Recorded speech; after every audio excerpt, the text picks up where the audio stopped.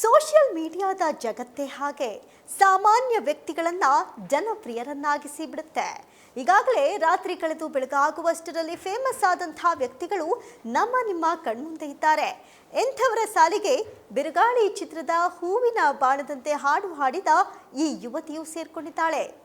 ತನ್ನದೇ ದಾಟಿಯಲ್ಲಿ ಹೂವಿನ ಬಾಣದಂತೆ ಯಾರಿಗೂ ಕಾಣದಂತೆ ಹಾಡನ್ನ ಹಾಡಿದ್ದು ಒರಿಜಿನಲ್ ಹಾಡೇ ಮರೆತು ಹೋಗುವಂತೆ ಮಾಡಿದ್ದಾಳೆ. ಈ ಮುದ್ದಾದ ಹಾಡಿನ ವಿಡಿಯೋ ಸದ್ಯ ನೆಟ್ಟಿಗರ ಮನಸ್ಸನ್ನ ಗೆದ್ದುಕೊಂಡಿದೆ. ಐ ಫನ್ ಸ್ಟೇಷನ್ ಹೆಸರಿನ ಇನ್ಸ್ಟಾಗ್ರಾಮ್ ಖಾತೆಯಲ್ಲಿ ಶೇರ್ ಮಾಡಲಾದ ಈ ವಿಡಿಯೋದಲ್ಲಿ ಯುವತಿಯೊಬ್ಬಳು ಹೂವಿನ ಬಾಣದಂತೆ ಹಾಡನ್ನ ಹಾಡುವುದನ್ನ ನೋಡಬಹುದು.